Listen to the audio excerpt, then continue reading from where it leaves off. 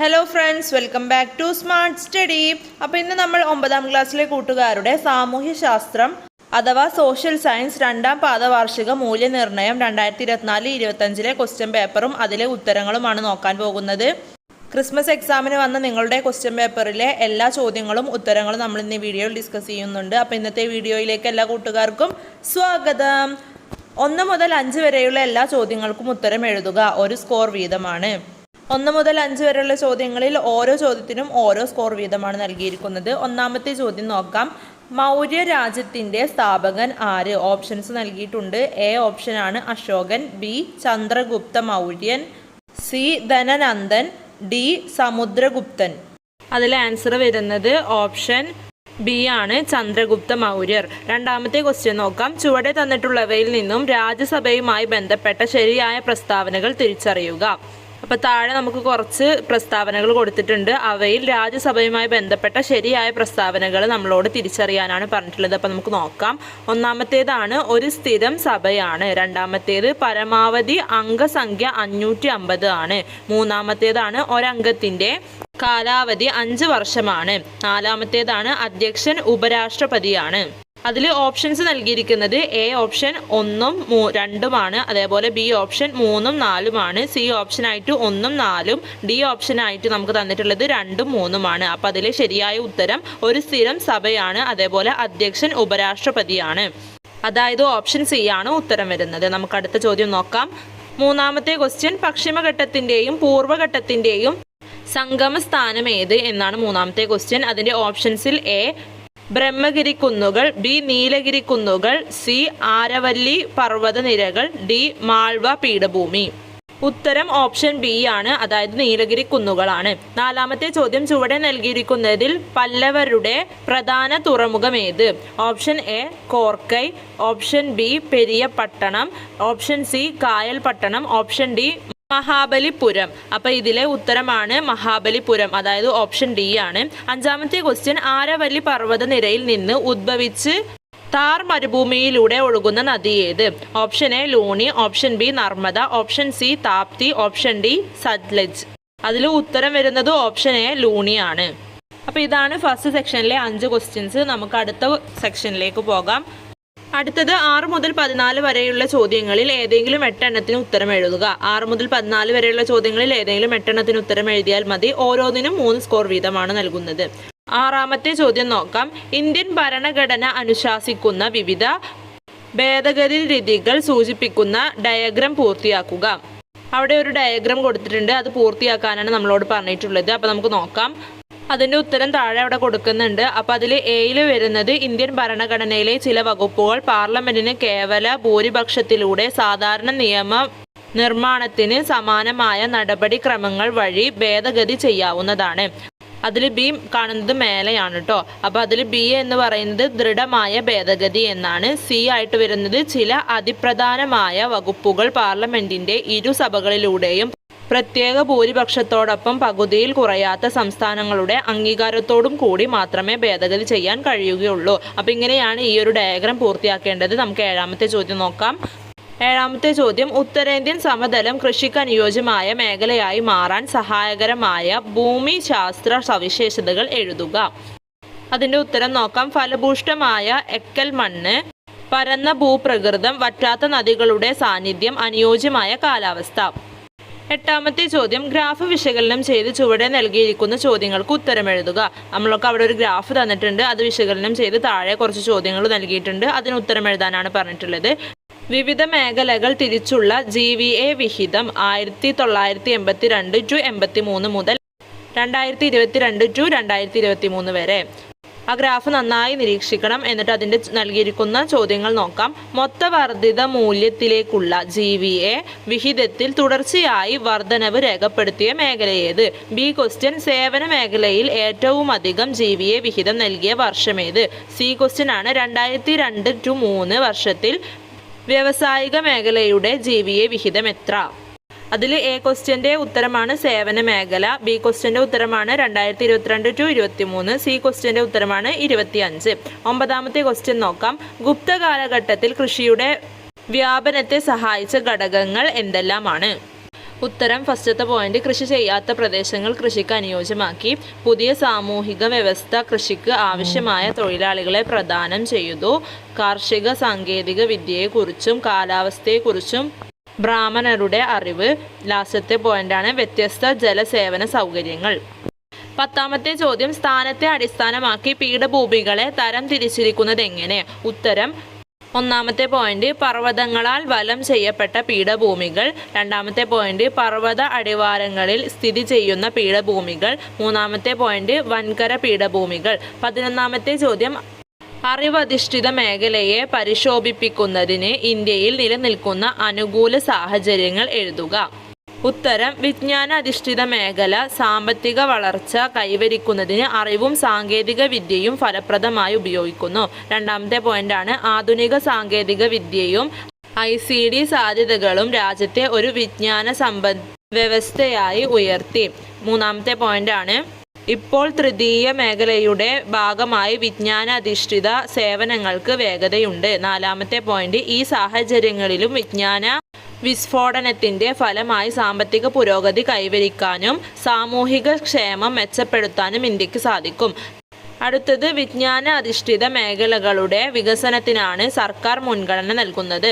ലാസ്റ്റത്തെ പോയിന്റാണ് കേരള സർക്കാർ സ്ഥാപിച്ച ടെക്നോ പാർക്കും ഇൻഫോ പാർക്കും ഇതിന് ഉത്തമ ഉദാഹരണമാണ്. അപ്പോൾ ഇതൊക്കെയാണ് 11ാമത്തെ ക്വസ്റ്റ്യൻ്റെ ആൻസറുകൾ. 12ാമത്തെ ചോദ്യം, രാജ്യത്ത് പലതരത്തിലുള്ള തൊഴിലില്ലായ്മകൾ നിലനിൽക്കുന്നുണ്ട്. ചുവടെ സൂചിപ്പിച്ചിട്ടുള്ള വിവിധ തരം തൊഴിലില്ലായ്മകളുടെ പേരെഴുതുക. അതിൽ എ ആണ് നൂതന സാങ്കേതിക വിദ്യയുടെ പ്രയോഗം മൂലം തൊഴിൽ നഷ്ടമാകുന്ന അവസ്ഥ. അതാണ് ഘടനാപരമായ തൊഴിലില്ലായ്മ. ബി പ്രത്യേക കാലത്ത് മാത്രം തൊഴിൽ ലഭിക്കുകയും മറ്റു സമയം തൊഴിലില്ലാതാവുകയും ചെയ്യുന്ന അവസ്ഥ. അതാണ് കാലിക തൊഴിലില്ലായ്മ. അടുത്തത് സി ആണ് ഉൽപാദന പ്രവർത്തനത്തിൽ ആവശ്യത്തിലധികം തൊഴിലാളികൾ പങ്കെടുക്കുന്ന അവസ്ഥ. അതാണ് പ്രച്ഛന്ന തൊഴിലില്ലായ്മ. അപ്പോൾ ഇതിൻ്റെ ഉത്തരങ്ങളെല്ലാം താഴെ നൽകിയിട്ടുണ്ട്. അപ്പോൾ കൂട്ടുകാരത് നോക്കുക. 13ാമത്തെ ചോദ്യം, ദേശീയ മനുഷ്യാവകാശ കമ്മീഷന്റെ ചുമതലകളിൽ ഏതെങ്കിലും 3 എണ്ണം എഴുതുക. 13ാമത്തെ ചോദ്യത്തിന്റെ ഉത്തരം നോക്കാം. 1ാമത്തെ പോയിന്റാണ് മനുഷ്യാവകാശ ലംഘനവുമായി ബന്ധപ്പെട്ട പരാതികളിൽ അന്വേഷണം നടത്തുക. 2ാമത്തെ പോയിന്റ് മനുഷ്യാവകാശ ലംഘനവുമായി ബന്ധപ്പെട്ട വിഷയങ്ങളിൽ കോടതി നടപടികൾ കക്ഷിയാക്കുക. അടുത്ത പോയിന്റാണ് ജയിലുകളും പുനരധിവാസ കേന്ദ്രങ്ങളും സന്ദർശിച്ച് പരിഷ്കാരങ്ങൾക്കായി ശുപാർശകൾ നൽകുക.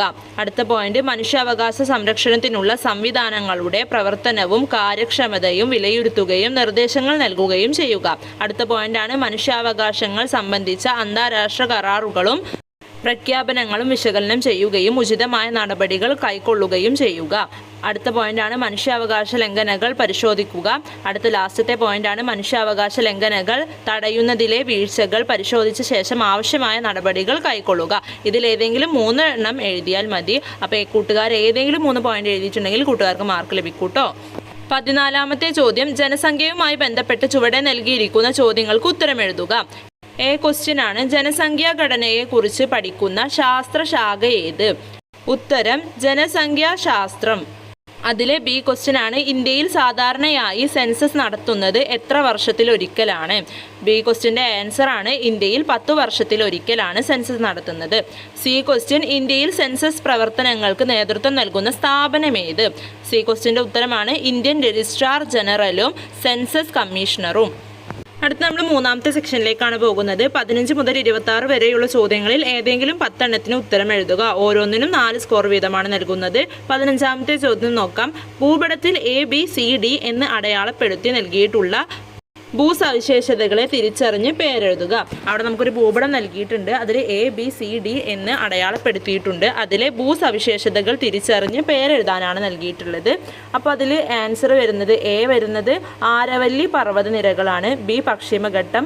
സി വരുന്നത് കാവേരി നദിയാണ്. ഡി പൂർവ്വഘട്ടമാണ്. 16ാമത്തെ ചോദ്യം, എ കോളത്തിന് അനുയോജ്യമായ ബി കോളം ക്രമപ്പെടുത്തി എഴുതുക. അവിടെ മാച്ച് ദ ഫോളോവിംഗ് ആണ് തന്നിട്ടുള്ളത്. അപ്പോൾ എ കോളത്തിലുള്ള ബാസൻ, കാളിദാസൻ, അമരസിംഹൻ ആൻഡ് ശൂദ്രകൻ എന്നാണ് എ കോളത്തിൽ നൽകിയിട്ടുള്ളത്. അതിന് മാച്ച് ആയത് ബി കോളത്തിൽ നിന്ന് നമ്മളോട് എഴുതാനാണ് പറഞ്ഞിട്ടുള്ളത്. അപ്പോൾ നമുക്ക് ഉത്തരം നോക്കാം. ബാസൻ സ്വപ്നവാസദത്തം, കാളിദാസൻ അഭിജ്ഞാന ശാകുന്തളം, അമരസിംഹൻ അമരഘോഷം, ശൂദ്രകൻ മൃച്ഛകടികം. ഇങ്ങനെയാണ് ഇതിൻ്റെ ഉത്തരം വരുന്നത്. നമുക്ക് 17ാമത്തെ ചോദ്യം നോക്കാം.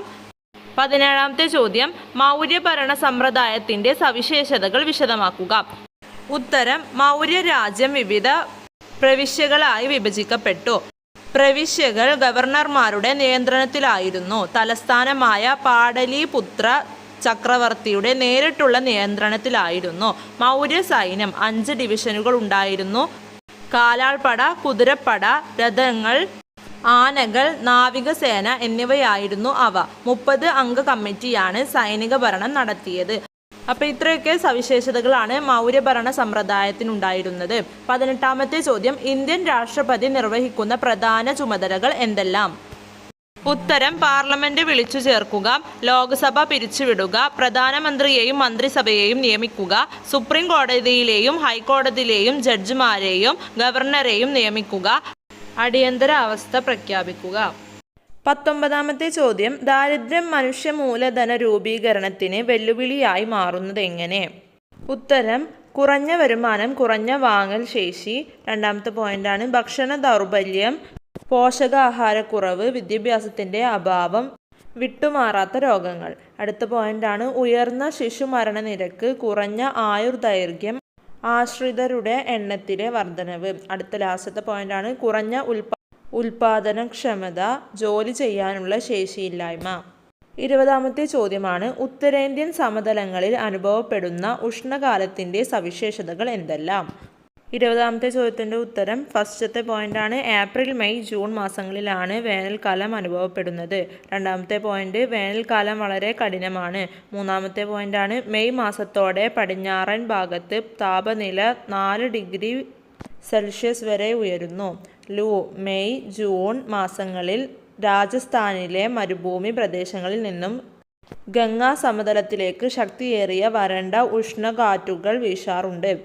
എന്നറിയപ്പെടുന്ന ഈ കാറ്റുകൾ ഉത്തരേന്ത്യൻ സമതലത്തിലെ താപനില ഗണ്യമായി ഉയർത്തുന്നു. 21ാമത്തെ ചോദ്യം മാതൃകയനുസരിച്ച് ഇന്ത്യയിലെ ഉപദ്വീപീയ നദികളുടെ തിരിച്ചറിയൽ കാർഡ് തയ്യാറാക്കുക. അവിടെ ഒരെണ്ണം കൊടുത്തിട്ടുണ്ട് താപ്തി, അതിൻ്റെ ഉത്ഭവം കൊടുത്തിട്ടുണ്ട് മുൾത്തായിൽ നിന്നാണ്. പോഷക നദി ഗിർന. അപ്പോൾ ഇതുപോലെ നമ്മളോട് എ എന്ന് പറയുന്ന നർമ്മദയുടെയും ബി എന്ന് പറയുന്ന കൃഷ്ണയുടെയും ഉത്ഭവവും പോഷക നദിയും എഴുതാനാണ് പറഞ്ഞിട്ടുള്ളത്. അപ്പോൾ നമുക്ക് നോക്കാം. എ എന്ന് പറയുന്ന നർമ്മദ നദിയുടെ ഉറവിടം അല്ലെങ്കിൽ ഉത്ഭവം എന്ന് പറയുന്നത് അമർകണ്ടക് ആണ്, അതായത് മധ്യപ്രദേശ്. പോഷക നദി എന്ന് പറയുന്നത് ഹിരൺ ബഞ്ചാർ. ബി കൃഷ്ണയുടെ ഉദ്ഭവം അല്ലെങ്കിൽ ഉറവിടം മഹാരാഷ്ട്രയിലെ മഹാബലേശ്വർ എന്ന സ്ഥലത്ത് നിന്നാണ്. അതേപോലെ പോഷക നദി എന്ന് പറയുന്നത് തുംഗഭദ്ര, ഭീമ, കോയന. അടുത്തത് 22ാമത്തെ ചോദ്യം ഇന്ത്യൻ തിരഞ്ഞെടുപ്പ് കമ്മീഷന്റെ ചുമതലകൾ പട്ടികപ്പെടുത്തുക. അപ്പോൾ നമുക്കതിൻ്റെ ഉത്തരം നോക്കാം. ആദ്യത്തെ പോയിന്റാണ് വോട്ടർ പട്ടിക തയ്യാറാക്കലും തിരിച്ചറിയൽ കാർഡ് വിതരണവും. 2ാമത്തെ പോയിന്റ് തിരഞ്ഞെടുപ്പ് മേൽനോട്ടം വഹിക്കുക, നിയന്ത്രിക്കുക, പെരുമാറ്റച്ചട്ടങ്ങളുടെ പ്രഖ്യാപനവും നടപ്പാക്കലും. അടുത്തത് രാഷ്ട്രീയ പാർട്ടികളുടെ അംഗീകാരവും അവയ്ക്ക് ചിഹ്നങ്ങൾ അനുവദിക്കലും. അടുത്തതാണ് തിരഞ്ഞെടുപ്പ് വിജ്ഞാപനം പുറപ്പെടുവിക്കുക, നാമനിർദ്ദേശങ്ങൾ സ്വീകരിക്കുക, സൂക്ഷ്മ പരിശോധന നടത്തുക, സ്ഥാനാർത്ഥികളുടെ പട്ടിക പ്രസിദ്ധീകരിക്കുക. അടുത്ത പോയിന്റ് വോട്ടെടുപ്പിനും അതിൻ്റെ കൗണ്ടറിനും തീയതികൾ ഷെഡ്യൂൾ ചെയ്യുക, ഫലങ്ങൾ പ്രഖ്യാപിക്കുക, തർക്കങ്ങൾ പരിഹരിക്കുക. അടുത്ത ലാസ്റ്റത്തെ പോയിന്റാണ് തിരഞ്ഞെടുപ്പ് ചെലവുകൾ ഓഡിറ്റ് ചെയ്യുകയും ഉചിതമായ തുടർ നടപടികൾ സ്വീകരിക്കുകയും ചെയ്യുക. അപ്പോൾ ഇത്രയൊക്കെ കാര്യങ്ങളാണ് വരുന്നത്. അടുത്ത ചോദ്യം ഹിമാദ്രി, ഹിമാചൽ എന്നീ പർവ്വതനിരകളുടെ സവിശേഷതകൾ വിശദമാക്കുക. അതായത് 23ാമത്തെ ക്വസ്റ്റ്യനാണ് നമ്മൾ ചെയ്യാൻ പോകുന്നത്. ഉത്തരം നോക്കാം. ആദ്യം നമുക്ക് ഹിമാചൽ പർവ്വതനിര നോക്കാം കേട്ടോ. ഫസ്റ്റത്തെ പോയിന്റാണ് ശിവാലി കുന്നുകളുടെ വടക്ക്. 2ാമത്തെ പോയിന്റ് സമുദ്രനിരപ്പിൽ നിന്ന് ശരാശരി 3500 മുതൽ 4500 മീറ്റർ വരെ ഉയരത്തിൽ സ്ഥിതി ചെയ്യുന്നു. ലാസ്റ്റ് പോയിന്റാണ് 60 മുതൽ 80 കിലോമീറ്റർ വരെ വീതിയുള്ള ഈ നിരകൾ ലെസർ ഹിമാലയം എന്നും അറിയപ്പെടുന്നു. ഫസ്റ്റ് പോയിന്റ് ഹിമാദ്രി ഗ്രേറ്റർ ഹിമാലയം എന്നും ആന്തര ഹിമാലയം എന്നും അറിയപ്പെടുന്നു. 2ാമത്തെ പോയിന്റ് സമുദ്രനിരപ്പിൽ നിന്ന് ഏകദേശം 6100 മീറ്റർ ഉയരത്തിൽ സ്ഥിതി ചെയ്യുന്ന പർവ്വതനിര. 3ാമത്തെ പോയിന്റ് പർവ്വതനിരയുടെ വീതി ഏകദേശം 25 കിലോമീറ്റർ ആണ്. ലാസ്റ്റ് പോയിന്റാണ് മഞ്ഞ് മൂടിയ മലനിരകൾ. അപ്പോൾ ഇത്രയൊക്കെ സവിശേഷതകളാണ് ഹിമാദ്രി അല്ലെങ്കിൽ ഹിമാചൽ എന്നീ പർവ്വതങ്ങൾക്കുള്ളത്. 24ാമത്തെ ചോദ്യം നവീന ശിലായുഗ മാറ്റങ്ങളെ നവീന ശിലായുഗ വിപ്ലവം എന്ന് ഗോർഡൻ ചൈൽഡ് വിശേഷിപ്പിക്കാനുള്ള കാരണങ്ങൾ എന്തെല്ലാമാണ്? നമുക്ക് ഉത്തരം നോക്കാം. പോയിന്റുകളാണ്. ആദ്യത്തെ പോയിന്റ്, നിയോലിത്തിക് കാലഘട്ടത്തിൽ മനുഷ്യർ പുതിയ ജീവിത രീതികൾ ആരംഭിച്ചു. അടുത്ത പോയിന്റാണ് മൃഗങ്ങളെ മെരുക്കി വളർത്തൽ, കൃഷിയുടെ തുടക്കം, മിനുക്കിയ ഉപകരണങ്ങൾ, തൊഴിൽ വിഭാഗങ്ങളുടെ രൂപീകരണം, മൺപാത്രങ്ങൾ. അവസാനത്തെ പോയിന്റാണ് കളിമൺ ഇഷ്ടികകളുടെ നിർമ്മാണം. അടുത്തത് 25ാമത്തെ ചോദ്യം, രാജ്യപുരോഗതിയിൽ വിദ്യാഭ്യാസം വഹിക്കുന്ന പങ്ക് വിശദമാക്കുക. അത് നമുക്കൊരു ഫ്ലോ ചാർട്ട് പോലെയാണല്ലേ കൊടുത്തിട്ടുള്ളത്. അപ്പോൾ ആദ്യം വിദ്യാഭ്യാസം, പിന്നീട് കഴിവിൽ വർധനവ്, പിന്നെ സാങ്കേതിക പരിജ്ഞാനം, പിന്നെ വൈദഗ്ധ്യ വികസനം, പിന്നീട് മികച്ച ജോലി, പിന്നീട് മികച്ച വരുമാനം, പിന്നെ മെച്ചപ്പെട്ട ജീവിത നിലവാരം, ലാസ്റ്റാണ് ദേശീയ വികസനം. അപ്പം ഇങ്ങനെയാണ് രാജ്യപുരോഗതിയിൽ വിദ്യാഭ്യാസം വഹിക്കുന്ന പങ്ക്. അടുത്ത ചോദ്യം നോക്കാം. 26, ഗാർഹിക ജോലി പരിഗണപ്പെടുത്തുന്നില്ല എന്നത് ദേശീയ വരുമാനം കണക്കാക്കുന്നതിൻ്റെ ഒരു പരിമിതിയാണ്. മറ്റു പരിമിതികൾ എഴുതുക. ഉത്തരം, ഫസ്റ്റത്തെ പോയിന്റ് കൃത്യമായ സ്ഥിതിവിവര കണക്കുകളുടെ അഭാവം, രണ്ടാമത്തെ പോയിന്റാണ് കണക്കിലെ ഇരട്ടിപ്പ്, മൂന്നാമത്തേത് സ്വയം ഉപഭോഗത്തിനായി ഉൽപ്പാദിപ്പിക്കുന്ന ചരക്കുകളും സേവനങ്ങളും ഉൾപ്പെടുത്താതിരിക്കുക, അവസാനത്തെ പോയിന്റാണ് വിപണിയിൽ പണമൂല്യം നിർണ്ണയിക്കാത്ത ഉൽപ്പന്നങ്ങൾ ഉൾപ്പെടുത്തുന്നില്ല. അപ്പോൾ ഇത്രയൊക്കെ ചോദ്യങ്ങളാണ് ഈ ഒരു സെക്ഷനിൽ കൊടുത്തിട്ടുള്ളത്. ഇനി നമുക്ക് അവസാനത്തെ സെക്ഷനിലേക്ക് കടക്കാം. 27, 28 ചോദ്യങ്ങൾക്ക് നിർദ്ദേശാനുസരണം ഉത്തരം എഴുതുക. 27-ൽ എയും ബിയും നൽകിയിട്ടുണ്ട്. ഒന്നെങ്കിൽ നിങ്ങൾക്ക് എ എഴുതാം, അല്ലെങ്കിൽ നിങ്ങൾക്ക് ബി എഴുതാം. അങ്ങനെയാണ് ചോദ്യപേപ്പറിൽ നൽകിയിട്ടുണ്ടായിരുന്നത്. എ ക്വസ്റ്റ്യൻ നോക്കാം. ഉപദ്വീപീയ പീഠഭൂമിയിലെ പ്രധാന മണ്ണിനങ്ങളുടെ സവിശേഷതകൾ വിവരിക്കുക. അല്ലെങ്കിൽ ബി, ഥാർ മരുഭൂമിയിൽ മഴ തീരെ കുറയാനുള്ള കാരണങ്ങൾ വിശദമാക്കുക. അപ്പോൾ ഇതിൻ്റെ രണ്ടിൻ്റെയും ഉത്തരങ്ങൾ നമുക്ക് നോക്കാം. 27-ൽ എ ക്വസ്റ്റ്യൻ്റെ ഉത്തരമാണ് നമ്മൾ നോക്കാൻ പോകുന്നത്. കറുത്ത മണ്ണ്. ആദ്യത്തെ പോയിന്റാണ് രൂപീകരണം. ലാവ പീഠഭൂമി പ്രദേശത്തെ ബസാൾട്ട് ലാവാശിലകൾക്ക് ദീർഘകാലത്തെ അപക്ഷയം സംഭവിച്ച് രൂപം കൊള്ളുന്നു. സവിശേഷതകൾ വളരെ ഫലഭൂഷ്ടവും പോഷകങ്ങളാൽ സമ്പന്നവുമാണ്. പരുത്തി കൃഷിക്ക് അനുയോജ്യം. അടുത്തതാണ് ചുവന്ന മണ്ണ്. അതിൻ്റെ രൂപീകരണം ഉപദ്വീപീയ പീഠഭൂമിയിലെ പ്രാചീന പരൽ രൂപകായാന്തരിത ശിലകൾക്ക് അപക്ഷയം സംഭവിച്ച് രൂപം കൊള്ളുന്നു. അടുത്ത സവിശേഷതകൾ, ഈ മണ്ണിൻ്റെ ഇരുമ്പിൻ്റെ സാന്നിധ്യമുണ്ട്. ചിലയിടങ്ങളിൽ തവിട്ട്, ചാര, മഞ്ഞ നിറങ്ങളിലും കാണപ്പെടുന്നു. അടുത്തതാണ് ലാറ്ററൈറ്റ് മണ്ണ്. രൂപീകരണം കനത്ത മഴയും വരൾച്ചയും മാറി മാറി അനുഭവപ്പെടുന്ന പ്രദേശങ്ങളിൽ മണ്ണിലെ സിലിക്ക, ചുണ്ണാമ്പ് തുടങ്ങിയ ലവണങ്ങൾ ഊർന്നിറങ്ങൽ പ്രകൃതിയിലൂടെ നീക്കം ചെയ്യപ്പെടുന്നതിൻ്റെ ഫലമായി രൂപം കൊള്ളുന്നു. സവിശേഷതകളാണ് ഫലഭൂയിഷ്ഠത കുറവാണ്. തേയില, കാപ്പി, റബ്ബർ, അടയ്ക്ക തുടങ്ങിയ തോട്ടവിളകൾക്ക് വ്യാപകമായി ഉപയോഗിക്കുന്നു. അടുത്തതാണ് ലാസ്റ്റത്തേത് പർവ്വത മണ്ണ്. രൂപീകരണം മഞ്ഞ്, മഴ, താപനിലയിലെ വ്യതിയാനം എന്നിവ മൂലം സംഭവിക്കുന്ന യന്ത്രാത്മക അപക്ഷയം. സവിശേഷതകളാണ് തോട്ടവിളകൾക്ക് അനുയോജ്യമായത്. 28-ൽ ബി ക്വസ്റ്റ്യൻ്റെ ഉത്തരം നോക്കാം. ഫസ്റ്റ് പോയിന്റാണ് രാജസ്ഥാൻ്റെ പടിഞ്ഞാറൻ ഭാഗത്ത് വർഷം മുഴുവനും മഴ വളരെ കുറവാണ്. ഈ കാറ്റിൻ്റെ അറേബ്യൻ ശാഖ പടിഞ്ഞാറൻ തീര സമതലങ്ങളിലൂടെ ഗുജറാത്തിലേക്ക് പ്രവേശിക്കുകയും രാജസ്ഥാൻ്റെ ഉൾഭാഗങ്ങളിൽ പ്രവേശിക്കാതെ ആരവല്ലി മലനിരകൾക്ക് സമാന്തരമായി കടന്നു പോവുകയും ചെയ്യുന്നു. ഈ മഴ പെയ്യുന്ന കാറ്റ് രാജസ്ഥാൻ്റെ ഉൾഭാഗത്തേക്ക് കടക്കാത്തതിനാൽ ഈ മൺസൂൺ കാറ്റിൽ നിന്ന് ഇന്ത്യയുടെ വടക്കു പടിഞ്ഞാറൻ ഭാഗത്ത്, പ്രത്യേകിച്ച് രാജസ്ഥാൻ്റെ പടിഞ്ഞാറൻ ഭാഗത്ത് മഴ ലഭിക്കാനുള്ള സാധ്യത വളരെ കുറവാണ്. ഉയർന്ന ബാഷ്പീകരണ നിരക്കും ഈ പ്രദേശങ്ങളിലെ വരണ്ട കാറ്റും മഴയുടെ സാധ്യത കുറയ്ക്കുന്നു. തെക്കു പടിഞ്ഞാറൻ മൺസൂൺ കാറ്റിൻ്റെ ബംഗാൾ ഉൾക്കടൽ ശാഖ കിഴക്കുനിന്ന് പടിഞ്ഞാറോട്ട് ഹിമാലയൻ പർവ്വതനിരകൾക്ക് സമാന്തരമായി വീശുന്നു. ലാസ്റ്റത്തെ പോയിന്റാണ് ഇന്ത്യയുടെ വടക്ക് പടിഞ്ഞാറൻ ഭാഗത്തുള്ള ആരവല്ലി പർവ്വതനിരകളാണ് ഈ കാറ്റിൻ്റെ ചലനം പരിശോധിക്കുന്നത്. അതിനാൽ താർ മരുഭൂമിയിലും സമീപ പ്രദേശങ്ങളിലും മൺസൂൺ കാറ്റിൻ്റെ ബംഗാൾ ഉൾക്കടൽ ശാഖയിൽ നിന്നും മഴ ലഭിക്കുന്നില്ല. അപ്പോൾ ഇതാണ് 27ാമത്തെ ചോദ്യത്തിലെ എയും ബിയുടെയും ഉത്തരം. ഇനി 28ാമത്തെ അവസാനത്തെ ചോദ്യം നോക്കാം. 28ാമത്തെ ചോദ്യത്തിലെ എ ചോദ്യമാണ് സുപ്രീം കോടതിയുടെ അധികാരങ്ങൾ വിശദമാക്കുക.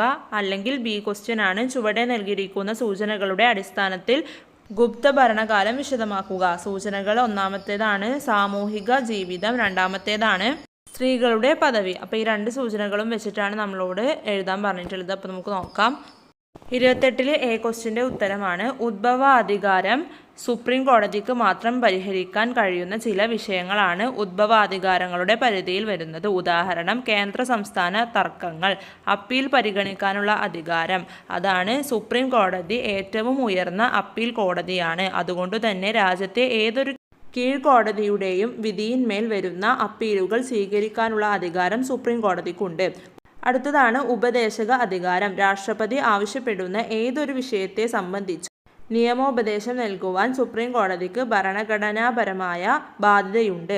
റിട്ട് അധികാരം.